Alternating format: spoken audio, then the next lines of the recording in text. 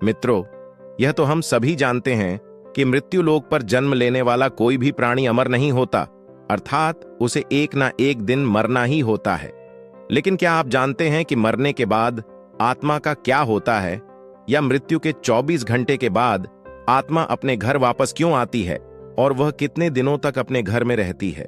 अगर नहीं जानते तो मैं आपको बता दूं कि इन सभी सवालों का जवाब गरुड़ पुराण में विस्तार से बताया गया, और आज के इस वीडियो में हम आपको यही बताने जा रहे हैं। नमस्कार मित्रों, लेटेस्ट न्यूज चैनल पर आपका स्वागत है। मित्रों, गरुड़ पुराण में बताया गया है कि जब किसी की मृत्यु हो जाती है तो यमराज के दूत उसकी आत्मा को अपने साथ यमलोक ले जाते हैं,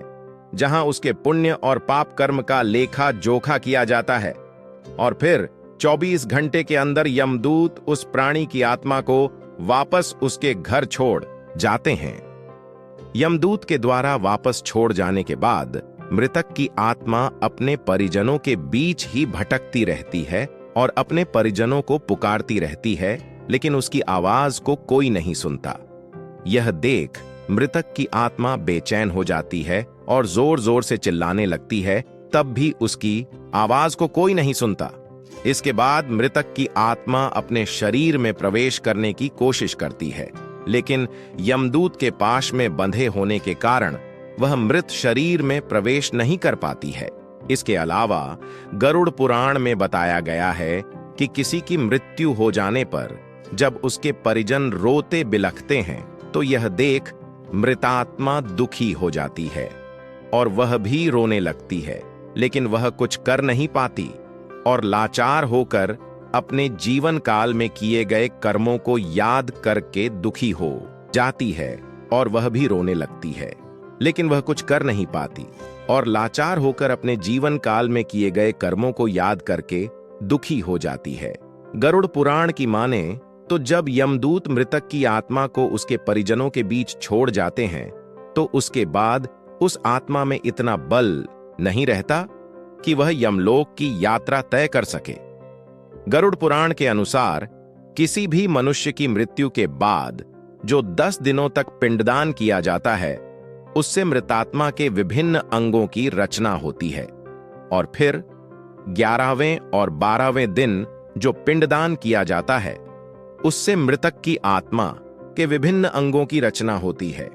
और फिर 11वें और 12वें दिन जो पिंडदान किया जाता है, उससे मृतक की आत्मा रूपी शरीर का मांस और त्वचा का निर्माण होता है, और जब 23वें दिन 13वियों की जाती है, तब मृतक के नाम से जो पिंडदान किया जाता है, उससे ही वह यमलोक तक की यात्रा तय करती है। अर्थात मृत्यु के पश्चात 13 दिनों तक जो मृत आत्मा के नाम से पिंडदान किया जाता है, उसी से आत्मा को मृत्युलोक से यमलोक तक जाने का बल मिलता है। मित्रों, इसीलिए गरुड़ पुराण में बताया गया है कि जब किसी मनुष्य की मृत्यु हो जाती है तो उसकी आत्मा 13 दिनों तक अपने परिजनों के बीच भटकती रहती है, और इसके बाद मृतक की आत्मा मृत्युलोक से यमलोक के सफर पर निकल पड़ती है, जिसे पूरा करने में उसे 1 साल यानी 12 महीने का वक्त लगता है। मान्यता के अनुसार 13 दिनों तक किया गया पिंडदान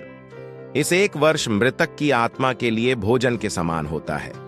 मित्रों, अब आपके मन में सवाल उठ रहा होगा कि अगर किसी मृत आत्मा के निमित्त पिंडदान नहीं किया गया तो क्या होगा? नथ, मैं आपको बता दूं कि इसका भी वर्णन गरुड़ पुराण में विस्तार से किया गया है, जिसके अनुसार जिस मृतक आत्मा के नाम से पिंडदान नहीं किया जाता है, उसे 13वियों के दिन यमदूत जबरदस्ती घसीटते हुए यमलोक लेकर जाते हैं, जिससे मृत आत्मा को यात्रा के दौरान काफी कष्ट उठाना पड़ता है। इसीलिए हिंदू धर्म में हर मृतक आत्मा के निमित्त 13 दिनों तक पिंडदान किया जाना आवश्यक बताया गया है। इन सबके अलावा गरुड़ पुराण में यह भी बताया गया है कि 13वियों के दिन मृतक के निमित्त परिजनों के द्वारा किया जाने वाला भोज कर्ज लेकर किया जाए तो मृत आत्मा को शांति नहीं मिलती। मृत आत्मा को इन बातों का बड़ ही कष्ट होता है और मन ही मन सोचता है कि काश मैं अकेले ही ये कष्ट भोगता। साथ ही गरुड़ पुराण में यह भी बताया गया है कि जो मृतक के परिजन को कर्ज लेकर भोज करने को मजबूर करता है, ऐसे इंसान को यमराज कभी भी क्षमा नहीं करते और उसकी मृत्यु के बाद उसे कई तरह की यातनाएं देते हैं और फिर उसे वापस मृत्यु लोक में भेज देते हैं। साथ ही गरुड़ पुराण में यह भी बताया गया है कि जो मनुष्य जीवित रहते पुण्य कर्म करता है उसे यमदूत मृत्यु के 13 दिनों बाद अपने साथ यमलोक ले जाते हैं और ऐसी आत्मा को मृत्युलोक से यमलोक तक जाने वाले मार्ग में किसी भी तरह का कष्ट नहीं झेलना पड़ता।